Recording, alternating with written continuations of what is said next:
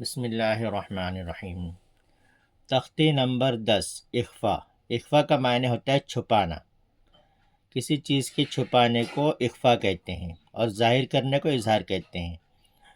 تنوین اور نون ساکن کا قاعدہ نمبر 2، حروف اخفا 15 ہیں۔ یہ جو حروف اخفا لکھے ہوئے ہیں یہ 15 ہیں، جس میں تا، سا، جیم، دال، زال، زا، سین، شین، صاد، ضاد، طا، ظا، فا، قاف، کاف۔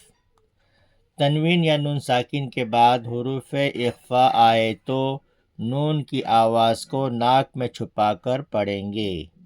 اس کو اخفا کہتے ہیں، یعنی چھپانا کہتے ہیں۔ اخفا کی مقدار ایک الف کے برابر ہے۔ جیسا ہم ایک الف مدہ کو کھینچتے ہیں اتنا دیر اس میں وقت لگانا ہے۔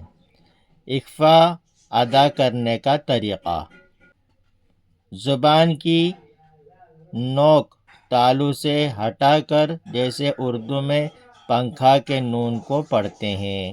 جیسے پنکھا ہوتا ہے تو ہم اس کو پنکھا نہیں بولتے، اس کو ہم کہیں گے پنکھا، پنکھا۔ تو اسی طرح اس نون کو بھی اسی طرح سے ادا کرنا ہے۔ اور یہ جو 15 حروف ہے اس کو ذہن میں رکھنا ہے، اور اس کا میرے حساب سے تو آسان طریقہ یہ ہے کہ ہم جو حروف ادغام اور حروف اظہار اس کو الگ کر دیں گے، اور تو ہم کو یہ حرف یاد کرنا آسان ہو جائے گا۔ اس لیے کہ اسے لگاتار ایک ترتیب سے یہ پورے حرف یاد کرنا تھوڑا مشکل لگتا ہے، تو اگر ہم اس طرح سے یاد نہیں کریں گے تو ہم ان حرفوں کو یاد رکھیں جو کہ آسان ہیں، تو ہم اس کے علاوہ جو حرف ہے تو ہم اس کو ہم پہچان سکیں گے کہ یہ اس میں سے نہیں ہے، اس کا مطلب یہ اخفا میں سے ہے۔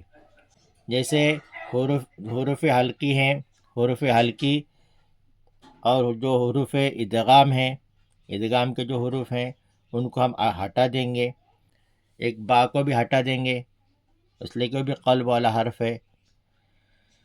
تو باقی جو بچیں گے یہ 15 حرف ہے، ٹھیک۔ آت، منذر،